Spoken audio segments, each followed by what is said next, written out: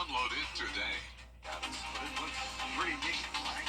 High to dangerous heat advisories, heat tendencies certainly, are going to be the rule of thumb over the next several days. We're having a look at very hot Viper 6 forecast.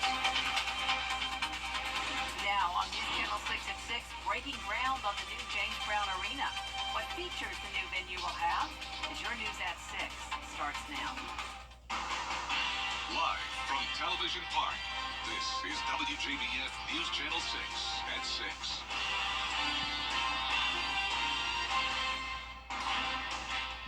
Good evening, everyone. I'm Jenny Montgomery. Thanks so much for joining us. Coverage you can count on begins with a major milestone for entertainment in downtown Augusta and the entire area. Last November, Augusta voters approved a half-penny increase in the sales tax to fund construction of a new James Brown Arena. And symbolically, that got started today. George Escala has the story. There's a long way to go, but a new James Brown Arena getting its start downtown. The state-of-the-art facility. Now we can house concerts and shows that we weren't able to house because the rigging and stuff was so old. So it just means great things. All of the potential concert goers, trade show attendees that this will draw is just unbelievable. It's a sign of optimism. The new arena will go on the site of the existing one. The old JBA will be torn down to make way for a new 10,500-seat venue. It's being called the largest project in the city's history. This is a big deal for the city. This is a big deal for downtown. This is a big deal for the region. Once the old building is torn down, construction on a new arena will begin, and the Coliseum Authority saying the arena's management company has agreed to put up the money for ice-making equipment in the new arena. OBG has agreed to put $10 million in it, and the ice is they're going to pay for the cost of the ice. The ice making creates the possibility for minor league hockey to return to Augusta, something local groups have been striving to make happen. We've got an ownership group that's prepared to put a team here, so we just got to get all the fine print worked out, but it's ready to go, and we're all set. Hockey team? Let's do it. And in 3 years or so, when the new arena is ready, it could be done. In Augusta, George Escala, WJBF, News Channel 6. Ice sounds pretty good about now, doesn't it? Here's Chief Meteorologist Tim Miller. I was just going to say the same thing. I mean, words run out of my mouth. Exactly. Bring on some ice. All right, Tim, thank you. A woman is behind bars in Edgefield County charged in the death of a 3-year-old. 27-year-old Cody Scott faces 2 counts of unlawfully placing a child at risk.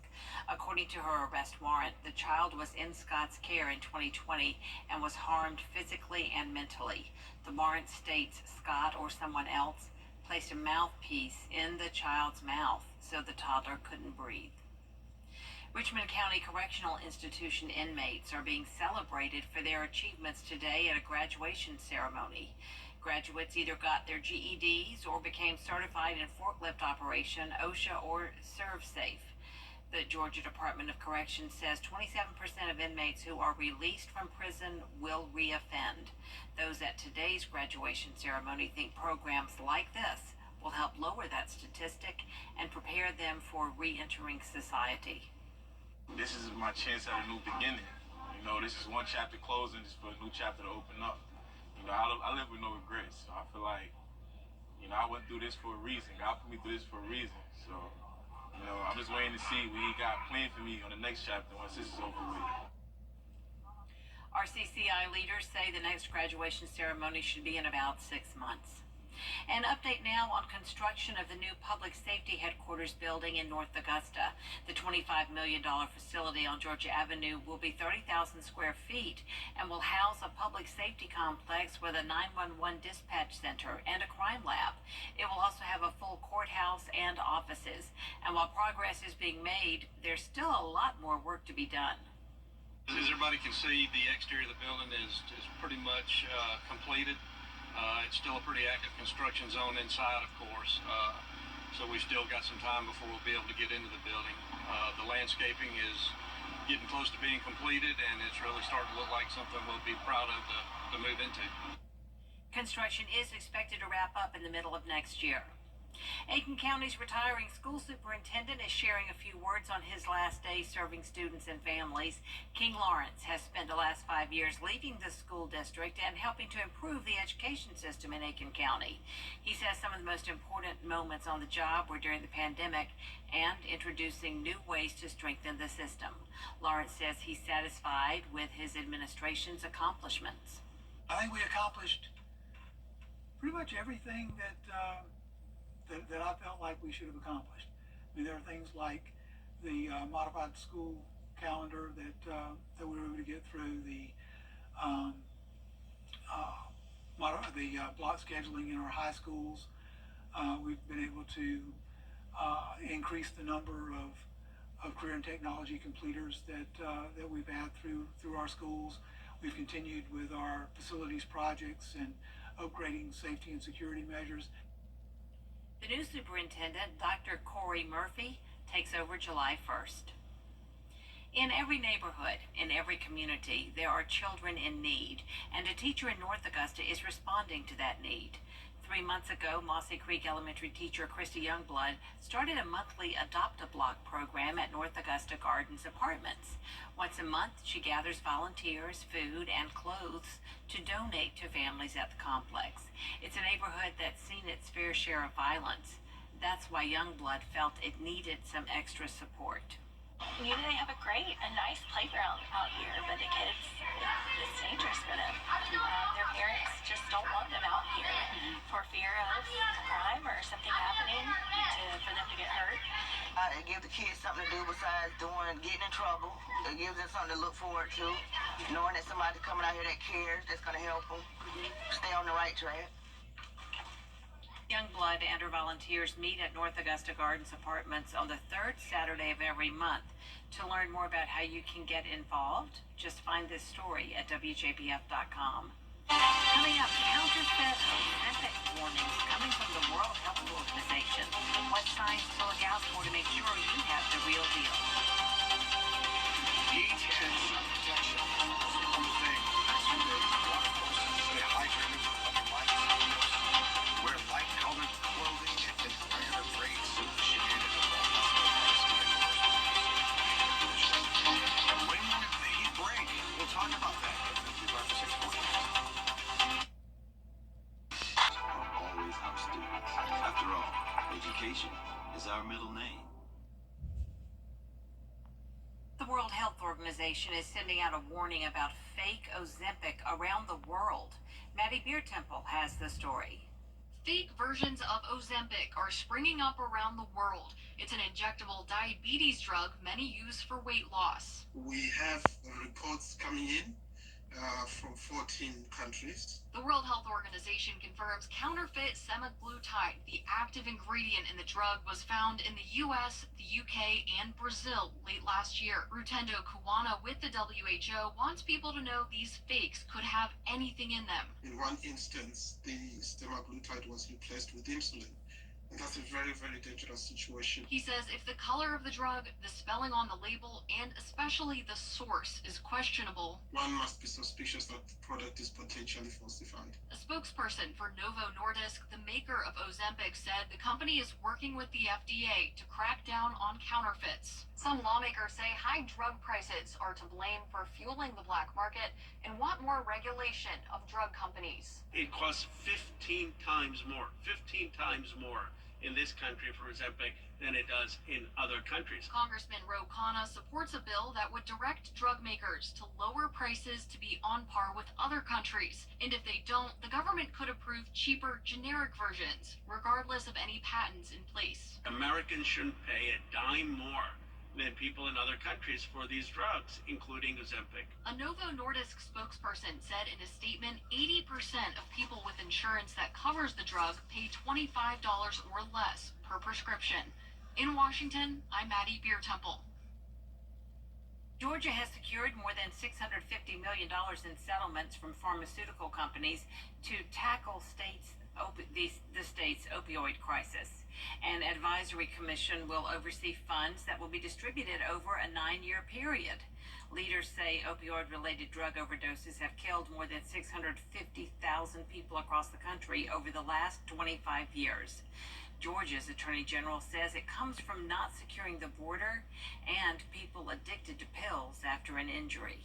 If you have laced marijuana or cocaine or heroin with fentanyl and somebody dies, you deserve to be prosecuted. You deserve to go to jail, and you are a murderer as far as I'm concerned. So continuing to focus on those issues, because at the end of the day, a son, a daughter, a mother, a father, a grandmother, father, friend are dying as a result of fentanyl, and we owe it to everybody to make sure that we're doing all that we can to keep people safe.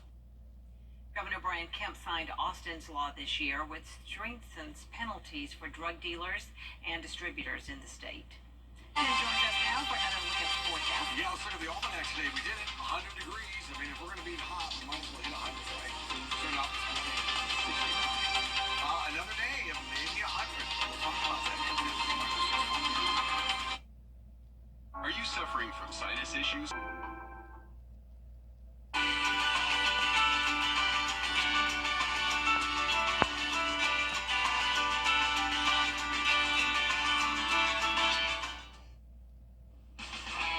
Now, WJBF sports coverage you can count on. Last night in the Stanley Cup Finals, the Florida Panthers etched their name in the history books, winning their first Stanley Cup in franchise history. Now, they were focused from the start, striking first in the first period, but then with the game tied, Sam Reinhart gives Florida the difference, and the Panthers become Stanley Cup champions for the first time, winning 2-1. Head coach Paul Maurice spoke about how good it feels to have won and what it is like to share in this victory with his team. As your Stanley Cup winning head coach, Paul Maurice, to take your That's not questions. getting old. I bet not. As many times as you I want. bet not.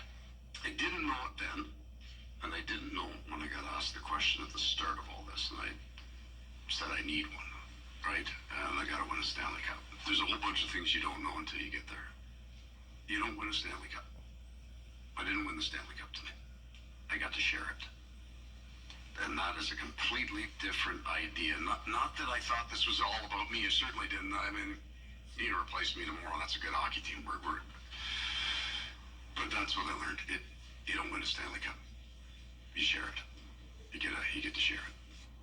That's the first Stanley Cup win for Maurice after 26 years as a hockey coach. Huge congrats to him and the Panthers.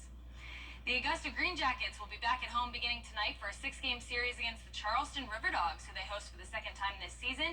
Key moments of the upcoming homestand include Pickleball Night, Faith and Family Night, and Pirates of the Savannah River Night. First pitch for this night, tonight, is set for 7:50 p.m. The Atlanta Braves were on a hot streak heading into last night's game against the Cardinals, but Spencer Schwellenbach gave up 4 runs in the third inning, and despite a strong push from Atlanta in the ninth, they couldn't get it done. So tonight, they'll look for a little bit of redemption in Game 2. Ronaldo Lopez is getting the start on the mound. First pitch is at 7:45. I'll have highlights tonight. Former Evans High School standout Derek Canteen is hosting his annual free kids football camp this weekend. It'll be on Saturday at Evans High School from 9 to noon. The camp is open for kids ages 8 to 17. Bring your cleats and a water bottle. Registration is at 8 a.m. and donations are accepted. Again, this camp is free. Canteen was the all-CSRA defensive back and transferred to Cincinnati for his final college season. Canteen started his college career at Georgia Southern, and he spent last season with the Virginia Tech Hokies. The Carolina Panthers annual Fan Fest will head back to Clemson, where the Panthers' first season was held in honor of the team's 30th season. The event will take place on Thursday, August 1st. $5 tickets are available for purchase on Ticketmaster from the Panthers. All ticket proceeds will benefit Carolina Panthers charities and their ongoing mission to serve communities across the Carolinas. In addition to the open team practice, merchandise will be sold, and the evening will conclude with a fireworks show. Doors open at 5:30 p.m. And finally, a huge congrats to the Aiken 8-Under girls softball team for their run to the state championship game over the weekend. They played their way out of the losers bracket to earn a spot in the championship, where despite racking up 20 hits, they fell to Westcott 14-13 in Moncks Corner. These girls played 3 days of incredible tournament, including playing 4 games back-to-back on Sunday. That does it for sports. We'll be right back. Save big time. 50 cash back, plus a complimentary limited maintenance plan, plus no payments for 90 days on the 2024 Bronco Sport. News Channel 6, Shepherd Community Blood Center, and the Giving Your Best partners are grateful for all our viewers who donated to the annual summer blood drive. Thank you for helping us make a difference this summer by giving the gift of life.